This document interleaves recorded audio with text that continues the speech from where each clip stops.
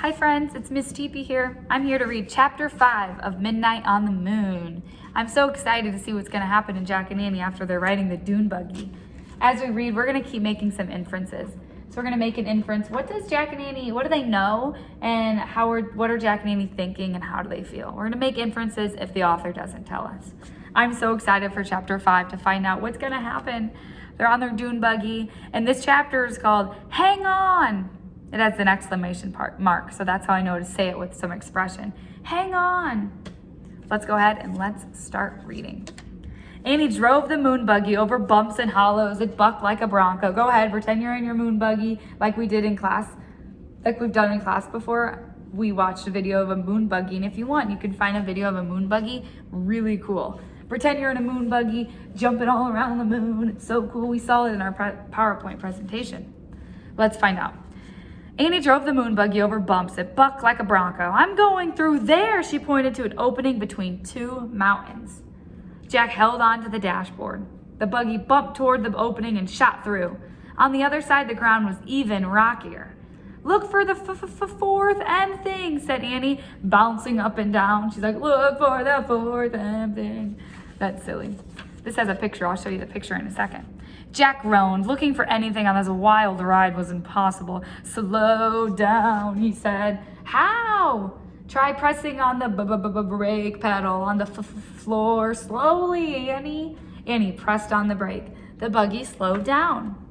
Jack sighed with relief. The ride was still bumpy, but now at least he could take a good look at the moon. He had never been to such a colorless, barren place. There was no green, no blue, no red, no water, no trees, no clouds, only giant gray rocks and craters, and an American flag. Wow, I'm gonna show you this picture, it's really cool. There's the American flag on the moon. That's so cool, from the astronauts before. Let's see what they have to say. Oh man, said Jack, that's from the first astronauts who ever landed on the moon. And look, a telescope, said Annie. She drove near the flag and the telescope. Then she put her foot on the brake until the buggy stopped. I think Annie's getting the hang of the dune buggy. She pressed a button that said off. Then she and Jack hopped out. They took slow, giant steps to the site of the first moon landing. Beside the flag was a sign. Annie read it aloud. So there's the flag. Let's look at this picture again. There's the flag. There's a sign next to it that must be there that Annie is reading. It says, here men from the planet Earth first set foot upon the moon. July 1969 AD, we came in peace for all mankind. That's a good message, said Jack. He handed the moon book to Annie. Then he took out of his notebook and pencil to copy the sign. Let's leave our own message, said Annie. What would we say, said Jack. Let's say the same thing, said Annie, but let's say we're the first kids. Jack turned to a new page of his notebook. In big letters, he wrote their message.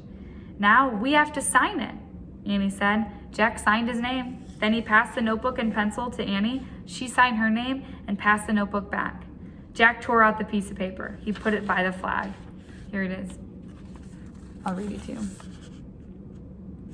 Today, the first kids from the planet Earth came to the moon. We come in peace for all children. Jack, Annie. No wind would ever blow the message away. No rain would ever fall on it. It would be there forever, unless somebody would move it.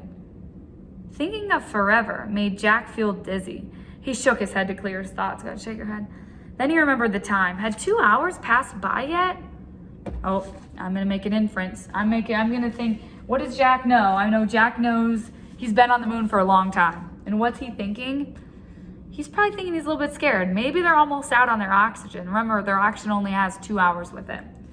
Let's keep reading to find out. Well, I wish I had a watch, he said, standing up. We might be running out of time, Annie. Oh, wow, a moon man, said Annie. What? Jack turned to look at her. She was staring through a telescope. Go ahead and pretend you put that telescope up to your eyes. You're looking out at the moon. Jack walked over to the telescope. Annie stepped aside so he could look too.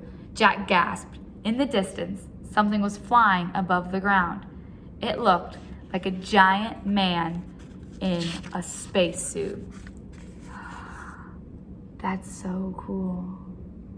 What a really good chapter. I love exploring the moon, and I hope you guys enjoy the next chapter. Thanks for listening to chapter 5.